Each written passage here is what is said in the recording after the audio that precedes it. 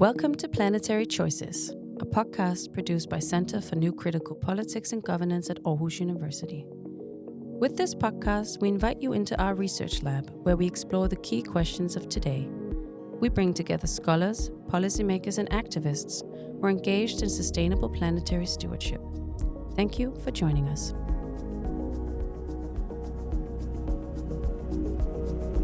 Hi, I'm Hagen, and today I'm joined by my colleague James Quilligan for a discussion about the planetary commons.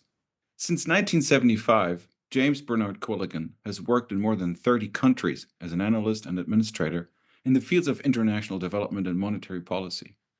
He's joined us at the Center as a senior fellow and is presently very involved in the emerging research on planetary carrying capacity. Now, James, how did you get into this field, and where's the connection to planetary commons? And what are planetary commons? Well, that's a great question. So from my experience in monetary policy, it led me into figuring out what's really behind monetary policy, which is carrying capacity. And then that led me into the planetary. Meanwhile, I got interested in the commons. So essentially, what are the commons? Let's start there. Before there was a private sector or a public sector, meaning government, the territories in which we live were actually referred to as commons in ancient times.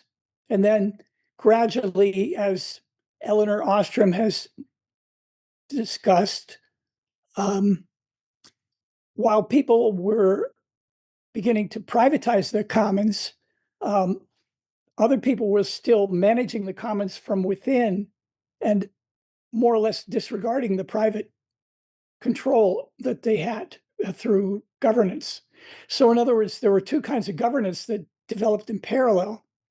One was a sort of public sector, meaning government, and then the local commons had a governance through the local people who were managing their own commons. So there's always been that dichotomy, but it's gotten more pronounced now.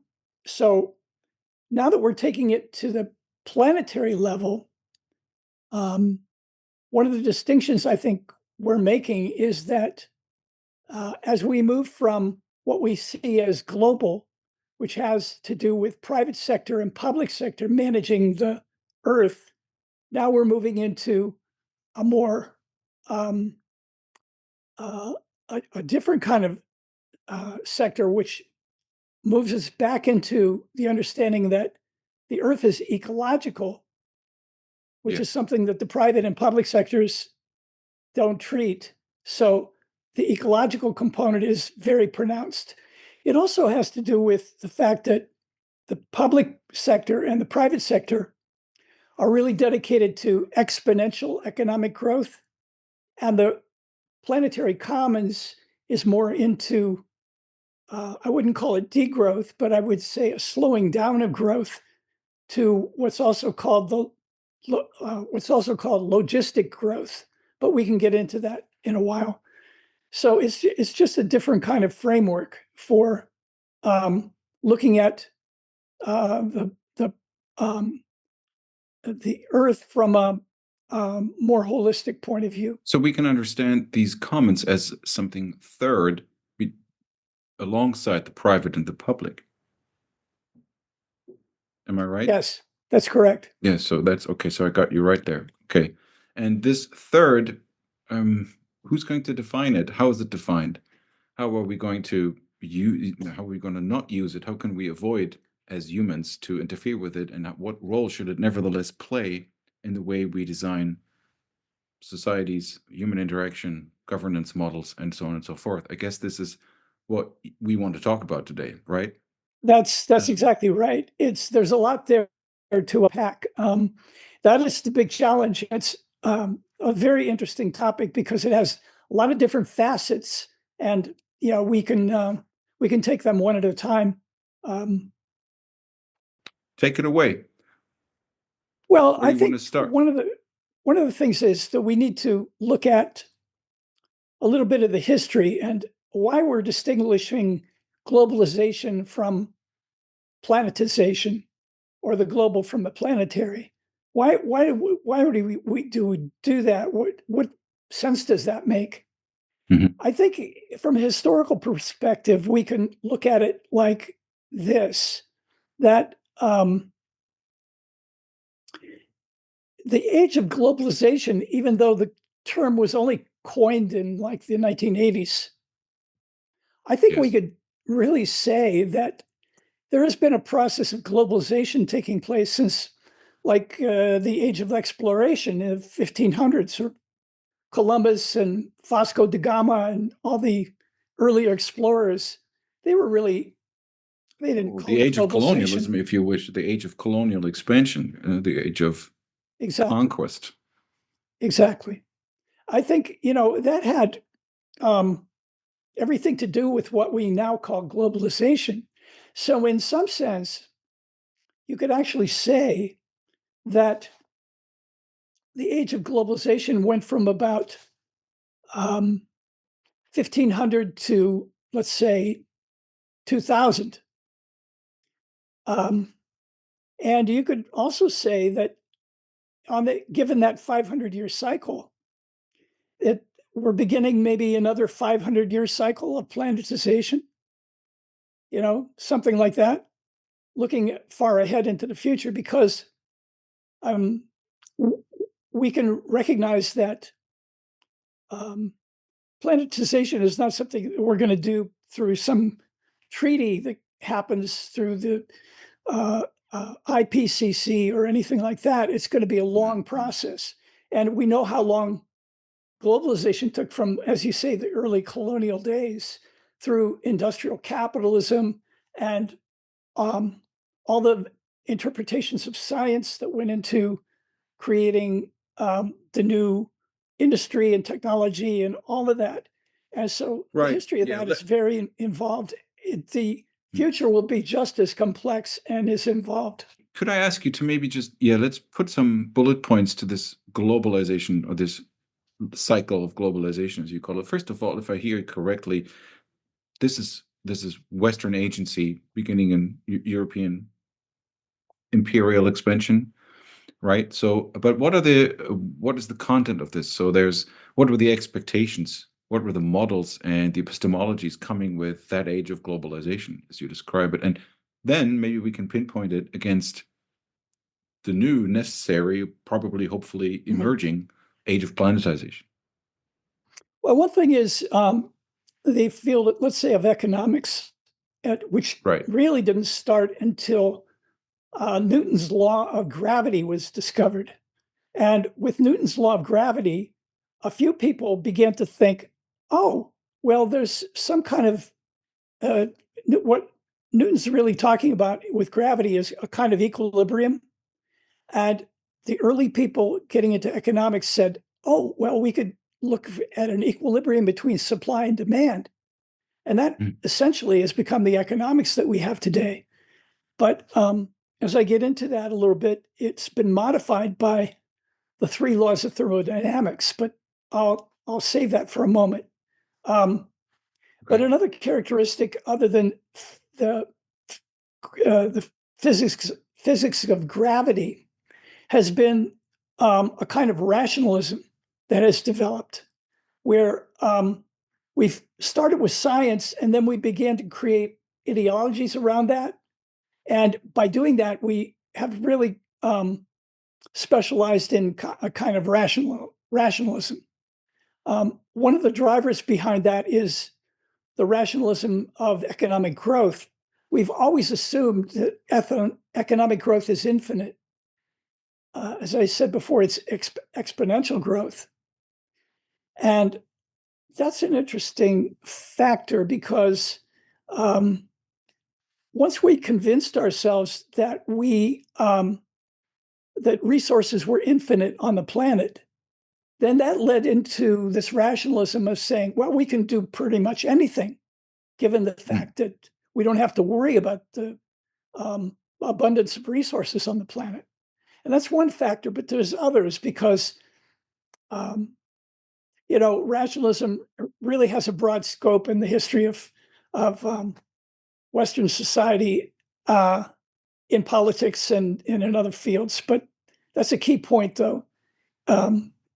Colonialism, as you mentioned, is a form of rationalization, but it's also taken on a life of its own in terms of the determinism it created and how we expanded and the assumptions that we made in terms of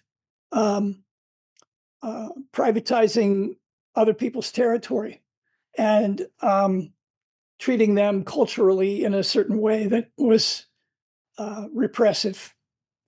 And yeah, that's another characteristic of globalization.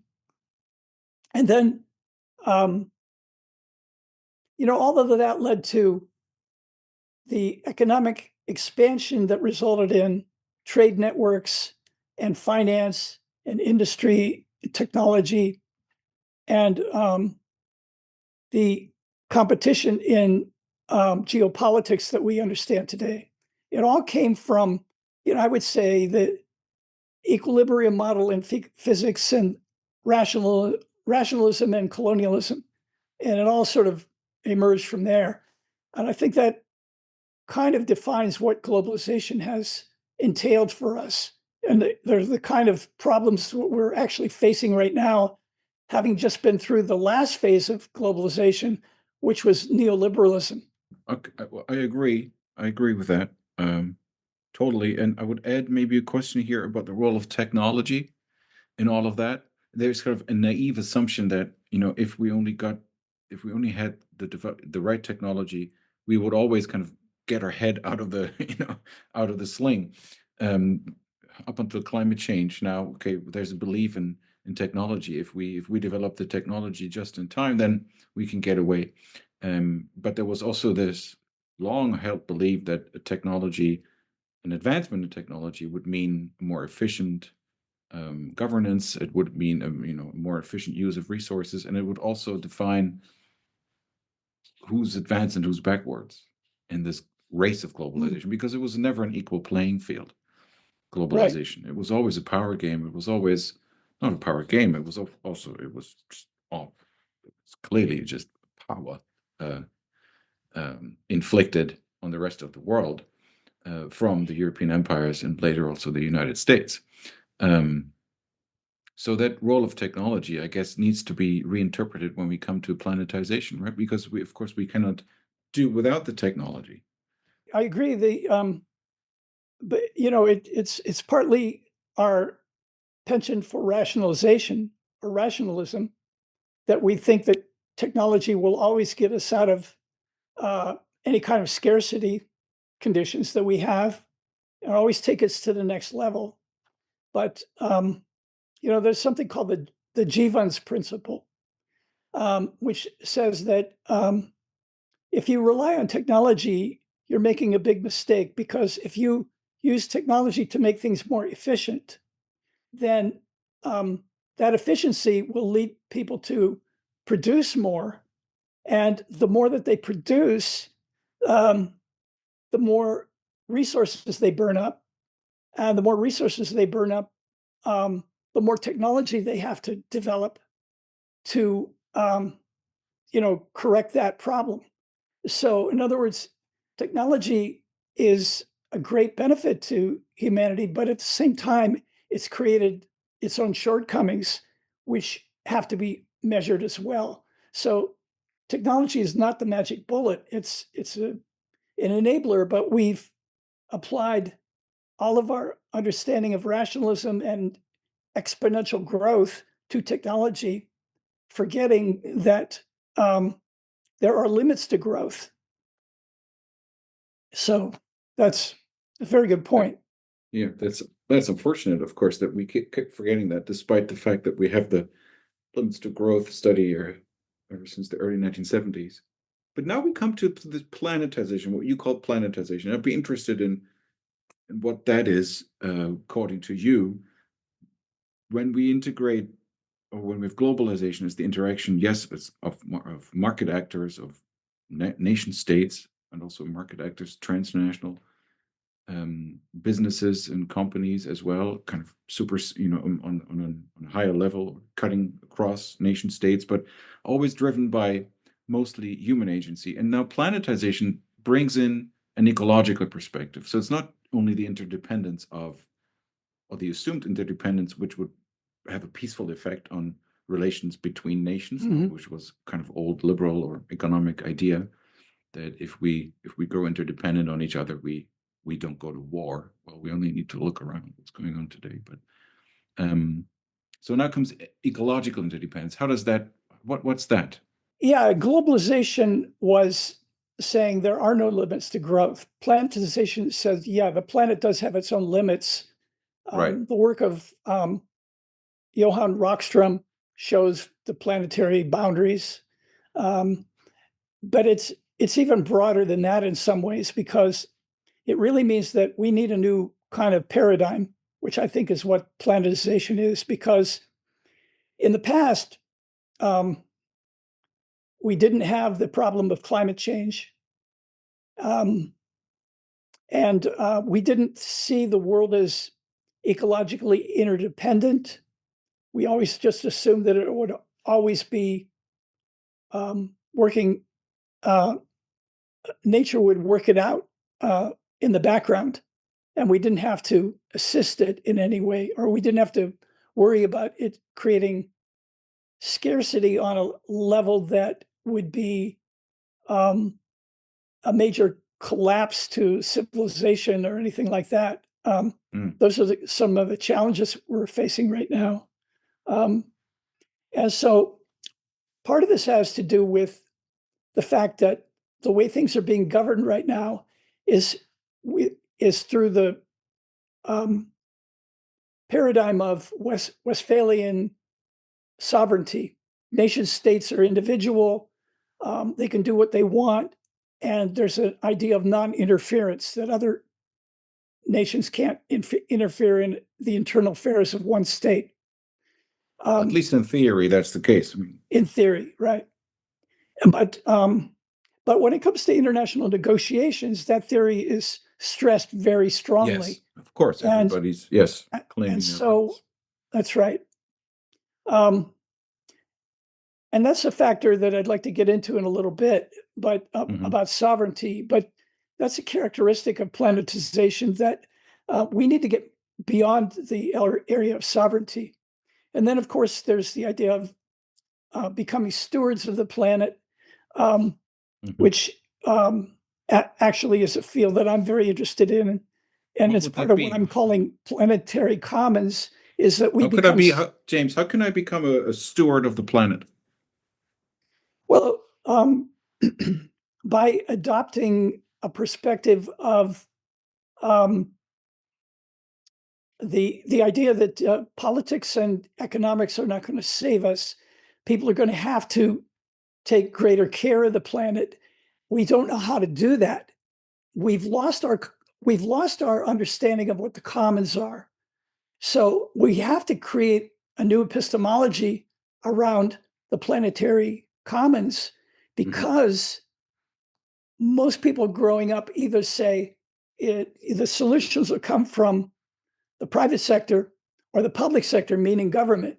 And we don't have a third point like commons to say, no, the commons are all of us together without the private and the public.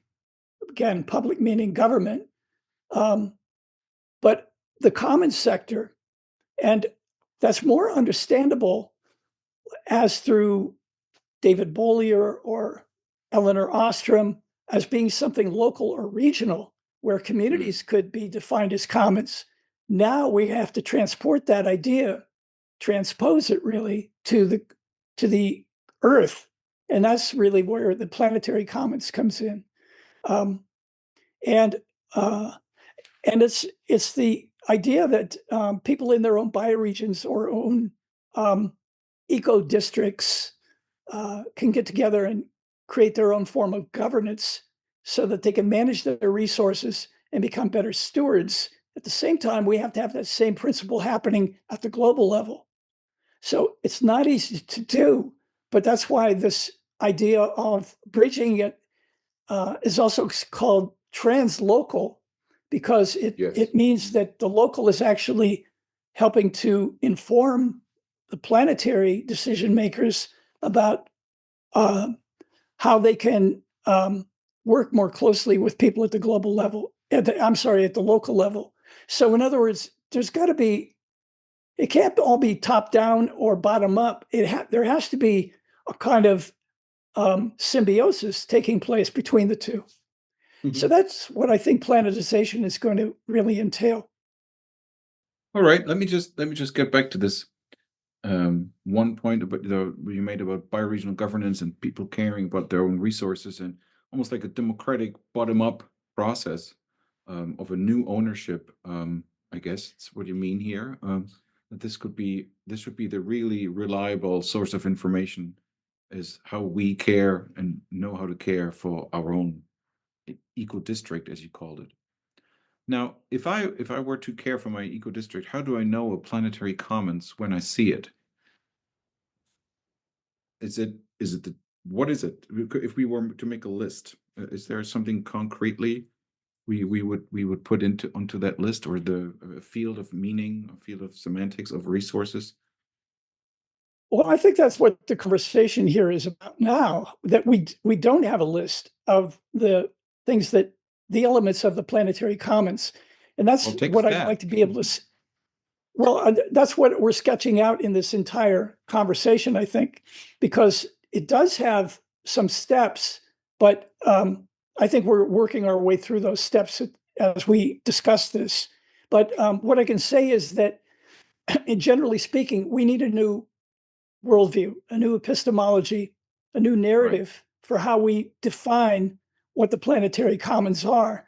And it's not simple, because I said that we needed to start with history, but we also need to start with the elements in science that have led us to the understanding that of why things are breaking down as they are. Because once we understand how science has failed us, then then we can begin to move ahead and begin to itemize the kind of list of things that comprise the planetary commons. Okay, let's go. So, what's wrong with science then? What do we need to change when we come to epistemology, i.e., when we come to gathering knowledge and acting upon the knowledge that we gather? Well, so it's not that there's anything particularly wrong with science, although there are some disputes within science that are holding humanity back. But the main thing is how we've interpreted science. So I mentioned earlier about thermodynamics. Yes. This is something really important because it has emerged, the whole field of thermodynamics has emerged as something called biophysical economics. And it is very important to look at because it is probably the leading alternative to economic growth in today's world. So it's worth exploring this science a little bit. The first law of thermodynamics says that there's a conservation of energy and matter, meaning that you can turn energy into matter, you can turn matter into energy, but nothing is ever lost. There's a conservation between the two. And that's been interpreted actually by industry as meaning that there is a free market, because the conservation of energy and matter will guarantee that we can follow the same kind of principle of the free market. And it also has to do with political liberty and freedom to do whatever we want. So the first law of thermodynamics has given us a kind of rationalism in our governance and economics that has led to some of the problems that we're facing today. But let me just go to the second law of thermodynamics, which says that it's all well and good to say that energy and matter have some kind of equivalency, but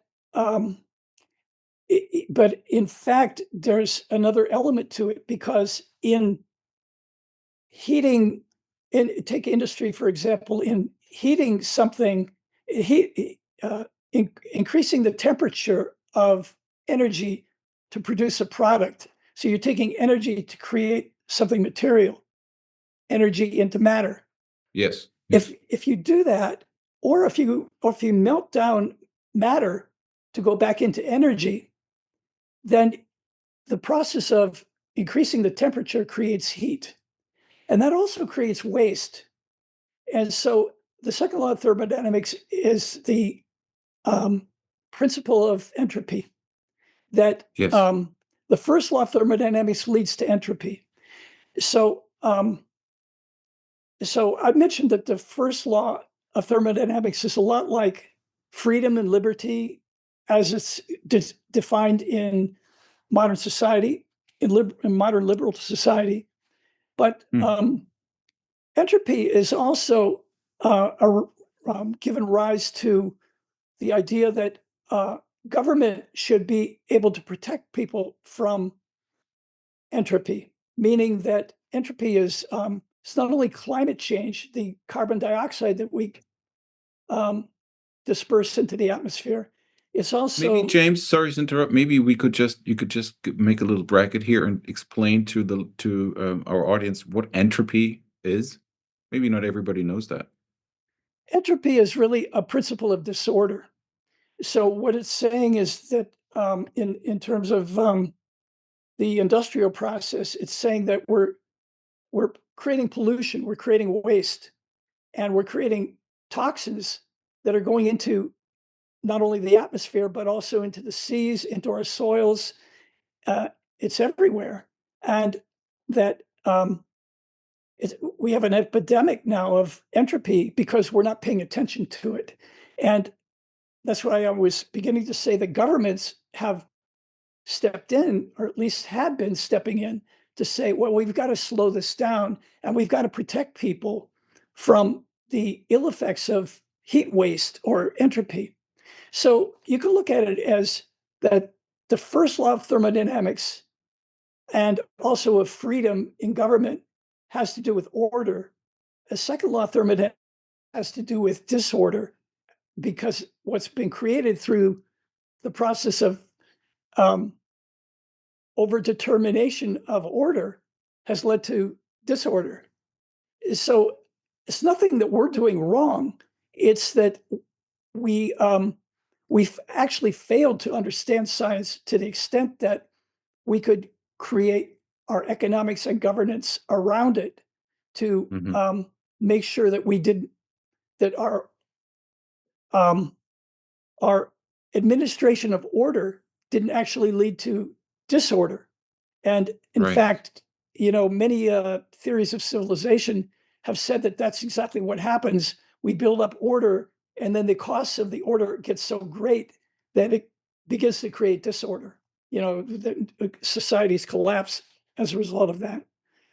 And then there's the third law, which is still unproven, isn't?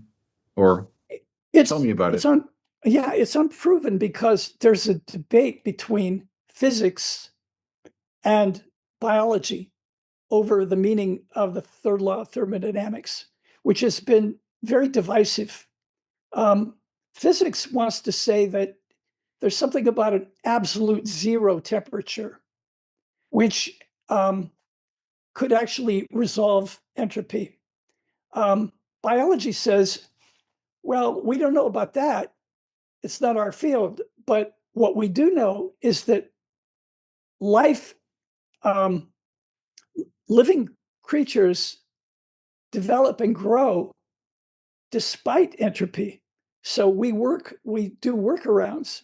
In fact, it's not that we're avoiding the entropy, but we've created our means of resilience. So there's a self-organizing principle in nature that is actually that lives through the entropy and builds some certain kinds of resilience to the entropy.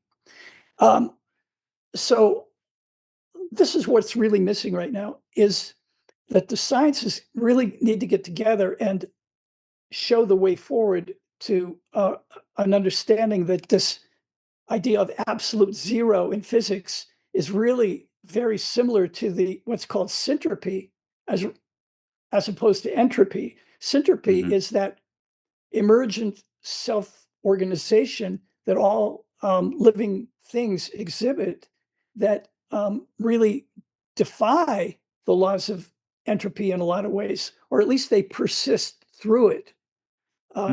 And so this is exactly what needs to be brought into our political economy and our broader social understanding of the worldview.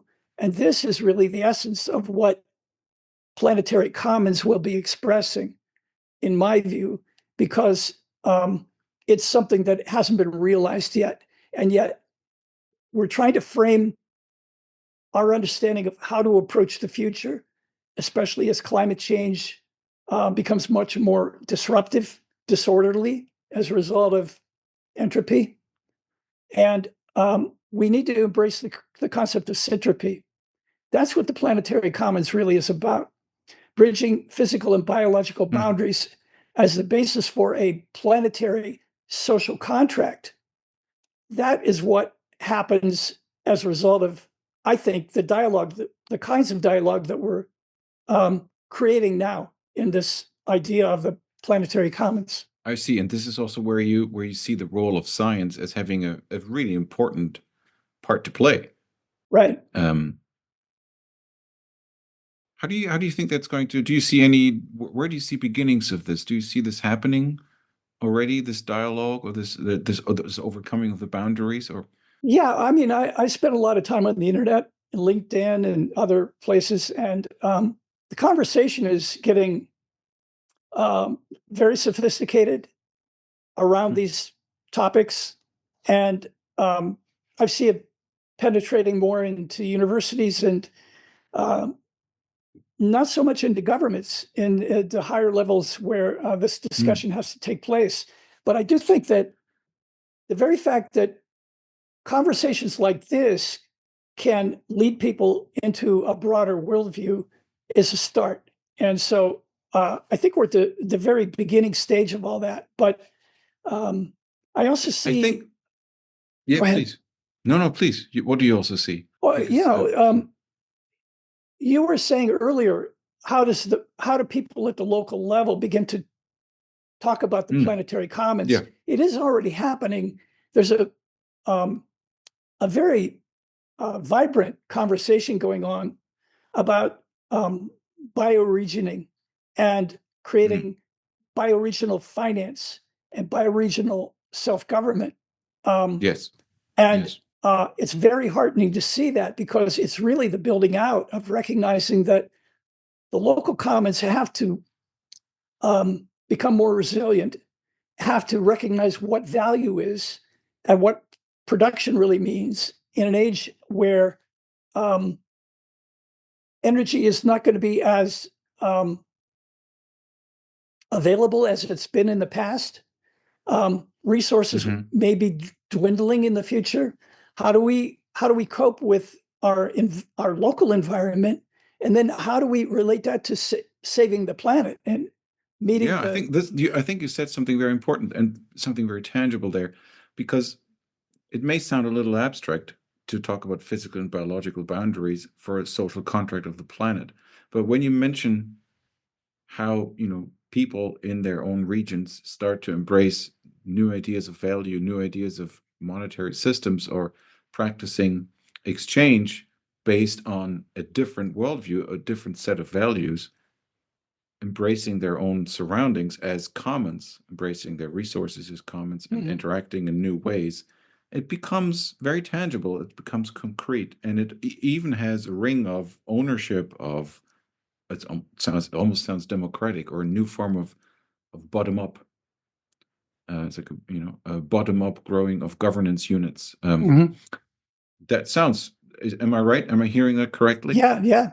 And going back to what we said earlier about the three laws of thermodynamics, once science gets clearer about this rivalry between the physics and biology over the meaning of the third law of thermodynamics, I think this is the very conversation which will illuminate the public and get them very interested in the actual basis of what the future could look like, because we're already well versed in the meaning of private property, public goods, but we don't have an understanding of commons resources or commons rights.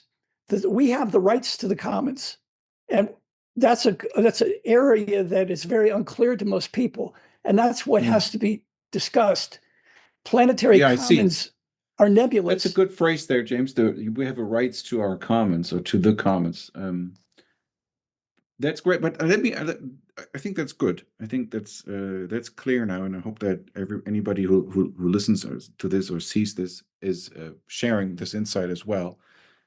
But arguably, there's a bit of an obstacle these days against this. So even if this all sounds good, and I'm sure this has momentum and can even have more momentum, as it should.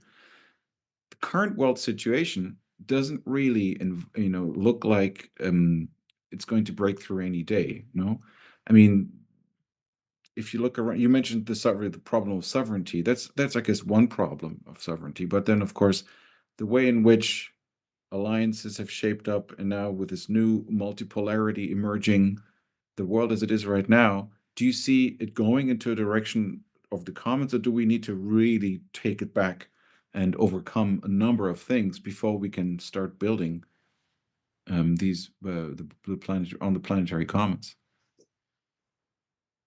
Well, people on the ground are not going to be all that influential in the way that geopolitics is evolving right now, and there's a whole new state of affairs taking place. However, I mean, people on the ground are not going to be directly involved in the way that turns out. However, we can have an enormous impact on it if we begin the conversation around the idea of the planetary commons and also the bioregional commons, because ultimately that's where nation states are going to have to be able to focus, and they're not any the geopolitics right now is so divisive that that's not even part of the conversation. However, no, it isn't. It's all that people can do right now is really to focus on the future of the planet as a commons, because that's really the end game that nation states are going to have to discover for themselves. You could take it down into the sort of the history of the East, the global East and the global West. So the global East has been sort of known as a collective, stressing collective rights, for the greater good. And the West has been more focused on individualism. And that's a broad generalization, but largely speaking, culturally, it holds true. But both of those are problems right now. How do we, and it's also the same problem in any individual nation. You have the individual rights, the private rights, and then the collective rights for society. And how do those coalesce? That's never been figured out. And I would say it's never been figured out because the element of the commons has never been interjected into it to create greater cooperation between the individual and the collective. And as a result of that, we, I think, have a lot to teach nation states in terms of what the future is going to look like, because we have a lot to bring to the table. We can point out, for example, that the multilateralism of the past was based on individualism. The multipolar world that you were mentioning is based on collectivism. But is it really? Are those really valid options? I would say no, because they're at the heart of both of those visions is clinging to the idea that self-interest is involved on the part of sovereign states. So in other words, my sovereign state is non-violable. You can't come into cross my borders and interfere with the internal dynamics of my nation. And that's I mean, generally speaking, that's fine. It's just that there's no means for international cooperation to take place in a viable level that would recognize that it's all commons. There are, in fact, in nature, there are no political boundaries, none. And so we all have the responsibility to protect, if you wish to say it like that. The longer we assert the boundaries of national sovereignty, the more we're going to violate the boundaries of nature. And it's happening right before our eyes. Right. Yeah. So I'm not saying that we have to eliminate all our political boundaries, but what I am saying is that we need to develop an understanding at the international level of the of private property, public goods, and commons resources or commons rights. That all has to be put together in terms of a vision of the future. And I think that all of that adds up to the planetary commons. It can all be worked out, but it has to be worked out, I think, first by people on the ground seeing the broader vision and creating a new epistemology for what this might look like.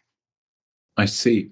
So that would mean that the planetary commons, or the commons rights that you would describe, are not simply human rights in a different form, but human rights are integrated, as are other rights, as are, am I hearing this correctly, as are, let's say, ecological, the rights of certain resources, of rivers, of forests, of air, of all of our resources, that we should frame them as inalienable rights. Is that what you're saying? That we need to understand them like that, and take this understanding of this holistic understanding of humans embedded in non-human environments and all of these incredibly fundamentally important resources as the basis for how we build our societies and how exactly. Well, let's do it. How do we do it? Well, I think we've got to work through a lot of this. I think that if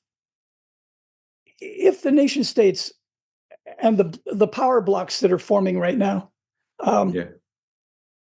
it was easier. I mentioned East and West, but we can't even look at it viably at this point as an East and West. It's more like a tricontinental kind of affair where what's happening in North America is that the United States is saying that all of North America needs to be integrated, including from Greenland to Panama, right? Yes. And at the same time, Europe is faced with the dilemma of Russia and the interaction between those two. How is that going to eventuate? And then China has its own sphere of influence in Asia and the greater region in the Pacific. So I think it's really kind of moved into three separate domains at this point. At least it's emerging. Arguably, China has even expanded its reach of influence beyond that, let's say, home base of the Pacific, but it's going into Africa and so it's not it's anyone's guess how this is going to work. However, when it comes to the negotiations, whether it's in the prevention of war, whether they're trade negotiations or negotiations after chaos has taken place, there will be a bargaining table. And when it comes down to that, I think that's when the conversations that we're having right now need to be formalized into treaties that can begin to lead us to a new order. Because the new order that they're talking about right now, both on the part of all the different three sectors that are forming at the moment, they're not tracking the ecological. They're not putting that as a primary basis. They're not looking at a planetary commons. Not at all. They're going to try to continue the old order into the future. And so here's the problem with that. There are more and more people on the planet. We're using up more and more resources. We are violating the planetary boundaries, as Rockstrom has said, but just on the basis of, the basic necessities for people may well get very scarce as a result of the planetary, the climate conditions that are taking place. So where do we go with that? And the negotiations that take place in the future are going to have to deal with this directly, and we should be dealing with it now. All three of those sectors need to be looking at these things right now, because this is an emergency kind of condition. But they're not. There are a few people in those governments that are looking at it, but the tensions between the sectors are so hostile at the moment that we've got to be able to step back and say, oh, wait a minute, this is exactly a pattern that's happened before, and where will it lead in the future?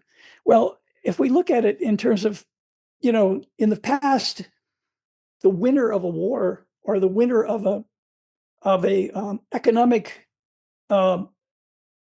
chaotic implosion has become the political and monetary hegemon of the planet. Yes. So they were the ones that would call the shots, and there's a whole history of that. And we can't go through that again. We must not go through that again. And so, but that's the way it's moving. The momentum is going in that direction. I think it's up to us to be able to say, no, look, there is another alternative, and we can get this right. We can develop a planetary commons right from the grassroots up through planetary institutions, including a new economic system, if you would only begin the process of negotiations to make this happen. Stop worrying about your petty stuff and look at the bigger stuff. Well, that would be, I mean, I second that. Of course, also now with the current American, U.S. administration and what's happening, it's not really likely to happen tomorrow, even though it should happen yesterday. But let's go back to the more analytical point of view here, or hopefully not just theoretical in the sense that we're talking about it and then nothing's going to happen. What are the major changes that need to take place? We're going to need to go beyond. We need to be able to focus on the limits to growth, and we need to look at ecological and social interdependence, regeneration, the rights of nature, the rights to access, and stewardship of nature. That's also necessary. Those are beginning points that will anchor us. And the recognition that the exponential growth is an era of the age of globalization from the past. We've got to get away from that, and industry and commerce will not be happy about that. But the necessity will take place that we need a new accounting system for resources. And one of the things that I got very interested in 25, 30 years ago was this idea that thermodynamics had a dimension that could pertain to economics. So, and it's being expressed in the field of biophysical economics. So different scenarios are being worked out in terms of, rather than look at supply and demand, we recognize that there are stocks and flows of matter and energy that we need to pay attention to rather than supply and demand, because supply and demand was based on that in the beginning. It's just that we lost the idea of within our general equilibrium models in market research, or in terms of neoclassical economics. We've forgotten about how matter and energy are actually quite apart from the commerce that we have in the marketplace. It has a lot to do with how much resources we're actually drawing from nature and how much they can support the needs of the population as it continues to grow. All of that needs to be re-examined at the moment. Yeah, I agree. We also need a new legal framework, I guess. Absolutely. Rockstrom has been calling this Earth law. I think that's a very good term. Yeah. And yeah, I mean, we need to be able to generate law at that level. But as I say, before we get to that stage, we are going to have to initiate or call for negotiations to make all this happen, to put everything in perspective and not preach to anybody, but just say, look, here are all the elements. Here are all the things we're facing. What makes the most sense to move forward? And everybody's view is going to be important to the process. If it wasn't that way, then we wouldn't be able to speak of this as a commons, right? Everybody's got to have an input into it. The only problem is time.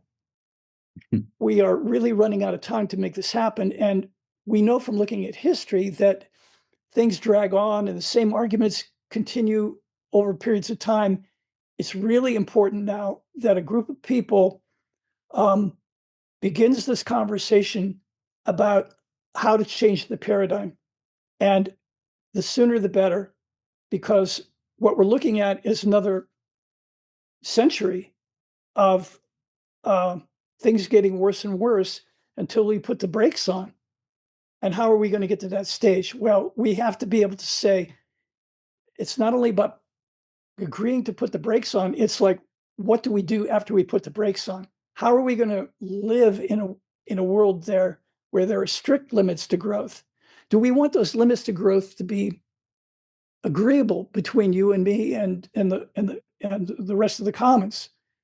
Agreeable that we can live and prosper and have well-being and abundance within that area, in spite of the limits to growth? Or do we want to have it controlled by countries that are more interested in the competition for resources, and in many cases, manufacturing scarcity where it doesn't even exist? I like that idea, James. You just said the difference here between an understanding of commons almost as a synonym for democracy. Everybody's heard. Everybody needs to be part of it. Otherwise, it's not commons. And to accept the limits that we have, our planetary boundaries, as something that is not. Let's not understand it as something that limits us in the way that, oh my God, we need to get poorer, we need to have less prosperity, we need to have less mobility, sure, of course, our ways of being on this planet need to change a little bit, but I hear you saying that let's phrase this as a positive thing. Let's embrace it and have an agreeable life of well-being rather than a life of restriction, which often is the political construction right now these days against any kind of ecological or planetary perspective of things. Like, you're taking away our prosperity by telling us what to do, and by having this almost green authoritarian viewpoint. There's a mobilization of a certain kind of politics against the ecological perspective. That is kind of easy because a green perspective comes across, or is depicted as telling us what to do, telling us to limit ourselves, and telling us not to enjoy life, not and all that. But you're saying that the opposite should happen. That if it's a commons, then we embrace those limits, and we just enjoy our life together, and enjoy our planet and care for it as we care for ourselves. Am I right in hearing that? Yeah. We just have to break out of some of the previous categories. I mean, we've been gaslighted by people who are saying that we don't need to pay attention to nature and the limits to growth. Well, all the research is saying that the exact opposite is taking place. There are limits to growth, and it's created an urgent kind of situation.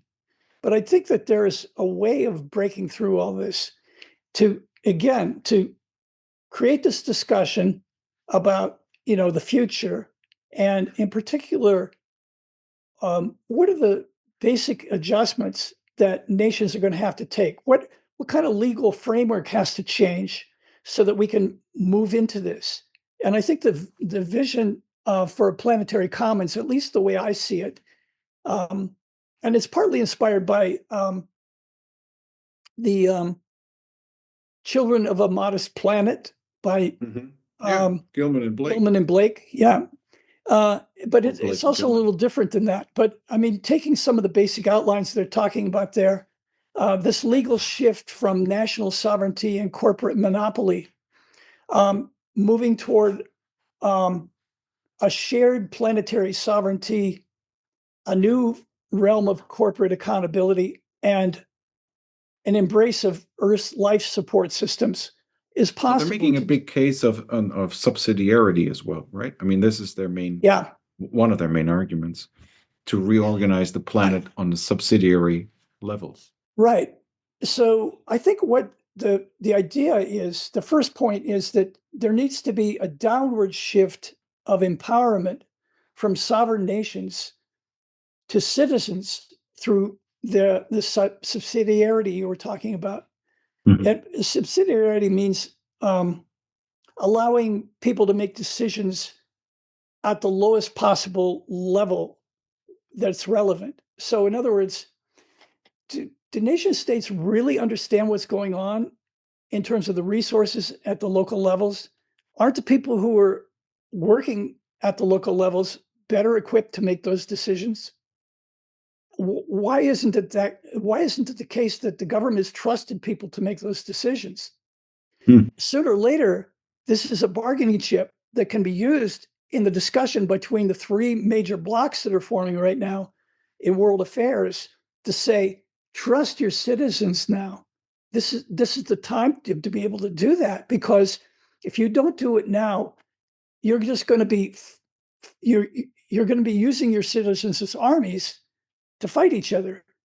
Protect your own citizens. This is what sovereignty needs to turn into, is a realm where subsidiarity is the empowerment of people at the grassroots level through subsidiarity is of great importance. So governments are going to have to give up some of their sovereignty for the greater good of their own people, and they're going to have to realize that. And I hear you saying that they don't necessarily need to give it up to a higher level of planetary institutions, but to a lower level of their citizens. Right. Yeah. And the thing is, if there were to be planetary institutions, the people at the lower levels will never agree to that. No one wants a world government unless they're given more power in the management of their own resources, but also in terms of informing their governments about what's actually happening. If people were to trust their governments and be able to say, we trust our governments and we trust the planetary governance system, such as it is, the United Nations, if we really trusted them, or a new system that would come up, then we as citizens would agree to it. So I see the new social contract is impossible unless governments make a downward move of giving power to citizens at a much greater level. And then at the same time, if citizens really understood it and really trusted it, then to say, okay, we would agree that planetary institutions should be created that would be in our best interest in terms of the planetary limits. So the upward empowerment of these planetary steward institutions would be capable of enforcing sustainable policies at the planetary level, which would benefit the people at the local levels. And they could not do it without the people at the local levels providing them data and the confidence and empowerment that this it should actually happen. The role of states then would be to sort of stay in power as monitoring agencies, but get out of the way of the process. To let. Now you mentioned, sorry, let me jump in here because you mentioned monetary, and I'm kind of interested in picking your brain since you have such a long, you've studied finances and financing systems for such a long time. How do we finance this? So what's the biofinance aspect of all of this? So if the commons are including everything that's, nature, biology, what is there biofinance, and how does it work? How is it combined with, how can it become a planetary financial system? Well, finance is really interesting because I mentioned that, I started out in monetary policy. I went into carrying capacity because I realized that monetary policy was looking at asset sheets. And then I saw that people began to refer to natural capital and natural assets. And I said, whoa, this is really going in the wrong direction. Ecosystem services that can be securitized and brought into the marketplace, greenwashing, and making you think that, you can actually help to create an ecological balance on the planet by using the same economic accounting system that actually led to the imbalance of the planet ecologically. It's not going to work. So you have to measure it differently. So carrying capacity does that. Carrying capacity measures the amount of resources, including energy and matter, that are available within an area to meet the needs, the physiological needs of the people that live in that area, the population of the area. Based on that, a new monetary system can be created. And colleagues and I have worked out a way of doing that.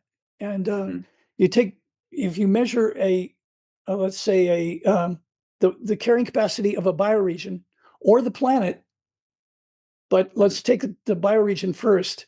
You measure the carrying capacity of the bioregion, you adjust for the purchasing capacity of people within that bioregion. Then you've got what I would call sustainable value. And the sustainable value can be the value of your currency in real time at any moment. So I'm not talking about the price system to make the adjustments, talking about the value of your currency to make the adjustments. Because if you know that your currency is worth more or less on any particular given day, you're going to know that your value goes further or not so far based on how much your currency is worth. So it will have a great impact on how much we buy and consume. And which is the reason why that's the reason why the sustainable value is baked in to the currency itself. So that would be the first thing I say. And then the price system will eventuate out of that kind of beginning framework. We can't let prices drive us. We have to let the sustainable value of our currencies drive us. And that will influence the way the new economic system emerges. That's the most brief way I have of saying it, but I've written voluminously about it. No, that's great. The briefer, the better. The shorter. I think that was very clear, and definitely something that is important, and that is fundamentally important, because yes, one thing is that we all get together as people, but then the other thing, how do we exchange things, and what do we base the value of our currencies on, if we are to move beyond the way we're doing it right now. But that's going to be, again, another big process. No, it's just huge. But again, the way I see it is that it's not like people like you and me trying to figure all this out. We're trying to introduce a conversation where many more people can join in the communications and then say, oh, if this looks like it's viable, let's consider the possibility of making that work and what it would look like. Let's begin to outline it. I would like to just go back to the three areas of adjustment that I think that we need to be made. We need to have subsidiarity to the local level. We need to have the empowerment of planetary institutions, and then what does that leave us in the middle with the role of states, nation states, as they exist right now, and the role of corporations? Because the role of corporations right now is an outlier in the sense that they don't fit readily into this model because they'll be extremely disruptive of the idea, and it will try to interfere with the idea of more subsidiarity and more planetary institutions. And incentivizing corporations would be a mistake. In other words, you wouldn't want to say, okay, planetary institutions would be, let's say, an institution for the atmosphere, climate change, air quality, satellite regulation. A department for the oceans, another planetary institution based on circulation, fisheries, oxygen production. And then freshwater cycles, a department to manage glaciers, rivers, rainfall patterns, biodiversity, looking at genetics and species and ecosystem diversity. And it goes on, soil fertility. And well, that's already a lot. Yeah, sure, of course. Plastics and digital commons, all of those things need a department at the planetary level, but they also need to be integrated at the local levels in their commensurate way. In other words, the people at local levels have to be really become the experts in soil fertility, for example, and freshwater cycles, and all of that needs to be developed. So, in other words, then what is the role of corporations and all that? Well, I think corporations could assist people, especially the expertise in corporations could assist people in it. But I don't think there's a true monetary incentive in being able to do that based on the way that corporations are structured at the moment. But I do think that the other thing to focus on is that what would be the role of people at the local levels in terms of forest conservation and water rights, developing food systems, and new digital as you would said earlier, as we talked about earlier, they would have a very fundamental function, right? They would be the voice, the data providers. They would be the sovereign source, if you wish. For any I also think taken. That the bioregional levels could work with blockchain ledgers, not in the way that cryptocurrency is working right now, but in the way of using Web3 and Biofinance to generate the carrying capacity of their region. It's very easily done. The technology is already there. I think it's just being applied to a different sort of vision. So with cryptocurrencies, you have a group of private investors investing in that cryptocurrency. We're talking here about using the blockchain ledgers and Web3 technology more in terms of homogenizing the local bioregion or whatever area that you're applying it to. I think that would go a long way to creating this data in a way that would be very useful. I'm talking about the carrying capacity data that's also needed not only at the local level but at the planetary level. So those things are vitally important. How's the carrying capacity data from any specific region fed into a blockchain? So this blockchain is like planetary, global, all-inclusive blockchain, or how do you, or is it, or do you imagine each carrying capacity data being? I always imagine a blockchain ledger as something, or blockchain as something, like a folder. Your data comes in, it's locked. It's Yeah. locked in that folder, and it's locked there forever. It stays there. It's securely saved, and it cannot. There's no fraud. It's very safe. But it's there. And so this blockchain, this data grows and grows and grows, right? How are we going to? How's that going to happen? Well, first of all, as I said, it needs to be in the public interest or for the common good, Yeah. rather than the private. But the other thing is that it could be used certainly to. I was talking about sustainable value before in terms Yes. of being a product of carrying capacity. So the more we measure the carrying capacity of resources, the more we get the basis for a new value system. That can be, in other words, having it locked down does not mean it should be kept in the private interest. Having it locked down means that no errors are creeping into the computation. And so, in Yes. other words, what's happening right now with our monetary system and our financial system, there are so many other factors that are influencing the way decisions are made. I spent a lot of years talking to governments about their monetary policy, and one thing I can say is that whenever we looked at their asset sheets, there were a lot of things that they couldn't explain, and that's because a lot of those figures are negotiated with some of the people who guarantee the asset values. Some of the corporations that. Okay, so in other words, um, it's not locked down. In other words, it's not a system that everybody agrees to. That's why the central banks are not airtight by any means. They can adjust their asset balance based on outside influences.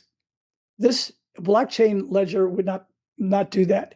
It would make sure That that will be a financial revolution in terms of creating an equal playing field because as you say, right now, the financial institutions or the central banks you're talking about, or those who give the loans or the credits or are usually in the good old West, and this what you described would be well, it would be equal playing field.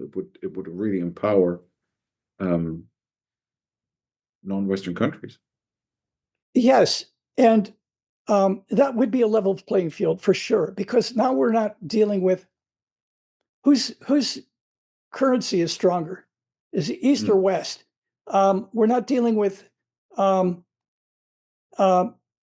of trade. We're dealing with what we're dealing with block ledger. If it's applied to carrying capacity, yes, then we're dealing with our biodiversity data. We're dealing with the data that nature gives us, and that's fed into a blockchain system, and that's fed into a value system, creating value on which we negotiate, on which we act. Yes, I see. So what it's locking out is all the market influences. So in other words, the market should not influence the value of currency. It should be the other way around. So what we're guaranteeing is that that happens. But the other thing I'd emphasize is this has to happen at local and regional levels first, because it's only we need a lot of computers, though. Yes, that's right.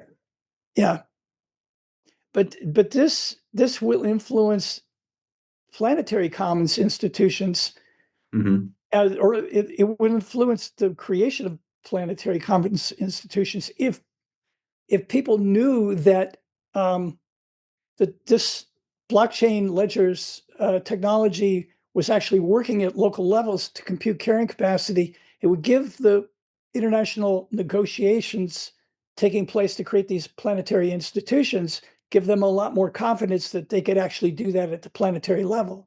But my sense is that this is only going to happen by successfully doing it at the local and regional levels to have a proof of concept that people could finally say in the planetary negotiations that take place, see, that works.